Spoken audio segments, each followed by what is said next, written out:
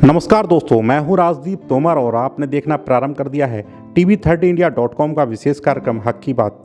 जैसा कि आपको मालूम है, हम अपने इस कार्यक्रम में नागरिकों के अधिकारों की बात करते हैं जो कि उन्हें संविधान द्वारा दिए गए हैं और आपके सवालों को सम्मिलित करते हैं और उनके जवाब हमारे विधिक विशेषज्ञों द्वारा आप तक पहुँचाए जाते हैं। तो जैसा कि हमारे पिछले एपिसोड के दौरान आगरा के एक बुजुर्ग दंपत्ति का हमारे पास एक मैसेज आया था।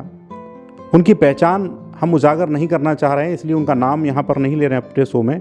उन्होंने अपनी एक समस्या रखी थी, उन्होंने एक अपनी बात रखी थी जिसकी जानकारी लेनी चाहिए थी कि उनके बच्चे, उनके बेटे ने पूरी संपत्ति अपने नाम कराने के बाद उनको घर से बेदखल कर दिया है और उनकी आज सेवा भी नहीं कर रहा है और वो परेशान हैं। तो अब वो क्या करें, कैसे वो कानून की शरण में जाएं, क्या वो करें जिससे वो न्याय पा सकें, ये उन्होंने सवाल हमारे पास लिख भेजा था, इसका जवाब चाहते थे।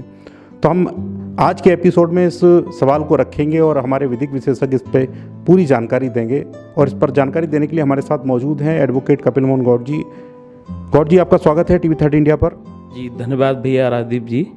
जैसा कि गौड़ जी हमने बताया कि एक हमारे दर्शक हैं, बुजुर्ग दंपत्ति हैं जो कि आगरा से संबंध रखते हैं और उनके बेटे ने संपत्ति अपने नाम कराने के बाद उसके बाद से उन्हें वो रख भी नहीं रहा है घर पे, उनकी सेवा भी नहीं कर रहा है और वो परेशान है। अब वो कहाँ जाएं तो कहाँ जाएं, क्या करें, इसके लिए उन्होंने हमारे पास सवाल लिख भेजा था। तो हम चाहेंगे ये आपके द्वारा वो जो जवाब उन्हें मिले, कानूनी जवाब, जिससे वो आगे उन्हें कुछ न्याय में मदद मिल सके। जी देखिए, समाज में इस समय बड़ा नैतिक पतन हो रहा है और ये प्रश्न मैं जानता हूँ कि आपने नाम नहीं लिया, पर ये वृद्धाश्रम जो बन गए ये नैतिक पतन का ही कारण है। पर मैं बताना चाहूँगा कि कानून ने अभी बुजुर्गों को इतना कमज़ोर नहीं किया है कि वो अपने बच्चों को सारे अधिकार दे दें। राजदीप जी, माता पिता का भरण पोषण और सीनियर सिटीजन अधिनियम 2007 हमारे यहाँ पारित है और उसके अंतर्गत एक विशेष प्रावधान है। अगर कोई माता पिता किसी संपत्ति का बैनामा या अंतरण, गिफ्ट अपने बच्चे को कर देता है या नाती को कर देता है या नातनी को कर देता है, देखिए मेरे शब्दों को समझिए, ये बाउंडेशन उस अधिनियम में एक व्यक्ति वृद्ध है, उसके भरण पोषण का दायित्व उसके पुत्र पुत्री, उसके पुत्र के बच्चों पर भी लगता है। इसके अलावा अगर वो व्यक्ति संतान विहीन है, संतान नहीं है, तो उसका भरण पोषण उसके नातेदारों द्वारा किया जाएगा। जो नातेदार, वो नातेदार जो रिलेशन, जो उसकी प्रॉपर्टी पर राइट क्लेम करेंगे, जो उसकी प्रॉपर्टी से राइट लेंगे, अधिकार लेंगे, वो उसका भरण पोषण भी करेंगे। ये उसमें प्रावधान स्पष्ट दिया हुआ है। मैं उस बात पे आता हूं, अगर अंतरण करा लिया है तो सेक्शन 23 दिया हुआ है, आप जो सीनियर सिटीजन और माता पिता के भरण पोषण अधिनियम के अंतर्गत जो अधिकरण गठित होगा, एक अधिकरण बनाया जाएगा, एक ट्रिब्यूनल बनाया जाएगा, वहां वो व्यक्ति जाएं और वहां एक प्रार्थना पत्र दें सिंपल फॉर्म में, वो तुरंत उस बेनामे को कैंसिल करेंगे और जो संपत्ति उन्होंने दे चुके हैं वो संपत्ति उन्हें वापस मिलेगी और जब तक वो जीवित रहेंगे तब तक उनकी संतान को उनका भरण पोषण करना होगा। ये भीख नहीं है, ये अधिकार है और अधिकार मांगा जाता है। कोई भीख में आपको अधिकार नहीं दे रहा है।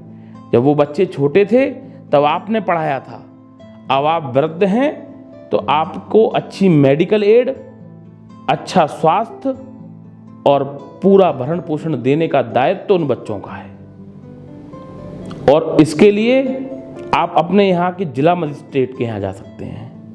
अगर कहीं अधिकरण का गठन नहीं हुआ है, कहीं कहीं अधिकरण जो है उसकी पावर जिले के एसडीएम, तहसील के एसडीएम को दी गई है या समाज कल्याण अधिकारी को दी गई है, आप सीधे सीधे प्रार्थना पत्र जिलाधिकारी महोदय के यहाँ दें। इस संबंध में आपको तुरंत न्याय मिलेगा। और ये इतना सीधा तरीका है कि आपको न्यायिक प्रक्रिया के बंधन में पड़ने की जरूरत नहीं है। सीधे डीएम उसमें कार्रवाई कर सकते हैं। जो भी अधिकरण होगा, उसमें जो भी अधिकरण गठित किया गया होगा, जैसे मैं आपको फॉर एग्जांपल बता दूं, अगर हम अपने जिले की बात करें तो यहाँ एसडीएम सदर को ये पावर है, तो आपको भटकने की कहीं जरूरत नहीं है। यहां तक उस अधिनियम में यह भी लिखा हुआ है कि जितने वृद्ध जन हैं उनके लिए सरकार ओल्ड एज होम की व्यवस्था करेगी, उनको मेडिकल एड की व्यवस्था करेगी, उनका समय समय पर मेडिकल चेकअप कराया जाएगा और वृद्ध जनों से संबंधित योजनाओं का प्रकाशन कराया जाएगा। ये ड्यूटी बनती है जिला प्रशासन की कि वो हमारे यहाँ अगर कोई वृद्ध विहीन, छत के विहीन रह रहा है, उसको छत प्रोवाइड कराए। ये कोई भीख में नहीं दे रहा, यहाँ कानून के तहत प्रावधान है। हमारे यहाँ ये अधिनियम है, उस अधिनियम के तहत आपको ये व्यवस्था करनी है और उस व्यवस्था के तहत आपको अधिकार दिए गए हैं। पहले तो आपको अधिकार अपने बच्चों से लेने हैं और वो अधिकार आपको मिलेंगे। आप अगर सीआरपीसी में जाएं तो आप 125 सीआरपीसी के अंतर्गत भी भरण पोषण मांग सकते हैं और आप सीनियर सिटीजन एक्ट के अंतर्गत भी भरण पोषण ले सकते हैं।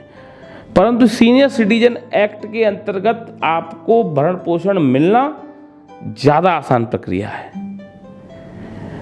और क्योंकि वो एक्ट आपके लिए ही बनाया गया है, स्पेशल एक्ट है, तो यहां सबसे पहले सुनवाई आपकी होगी, आपकी सुनवाई की जाएगी और आपको न्याय मिलेगा।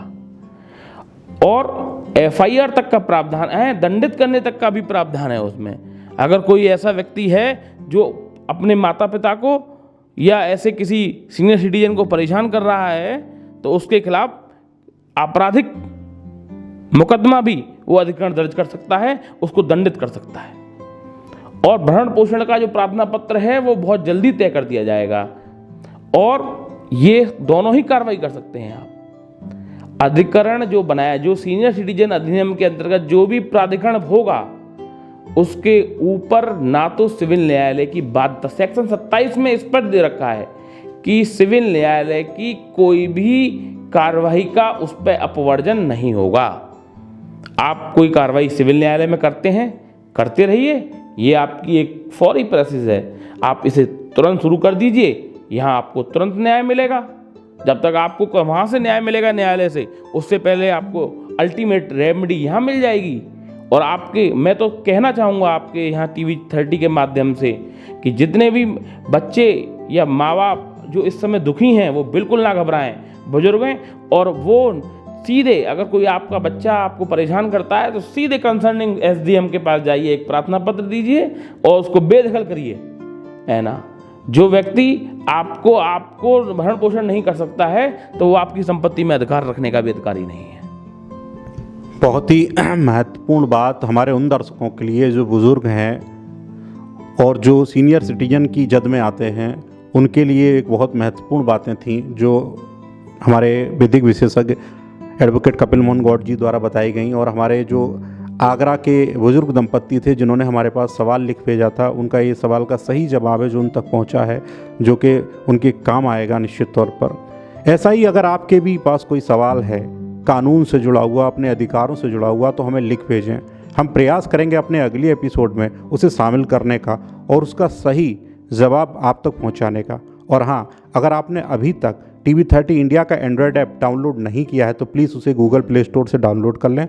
साथ ही फेसबुक और इंस्टाग्राम पर भी हमें फॉलो कर लें, जिससे कि ऐसे कार्यक्रम आप तक सीधे पहुंचते रहें। धन्यवाद।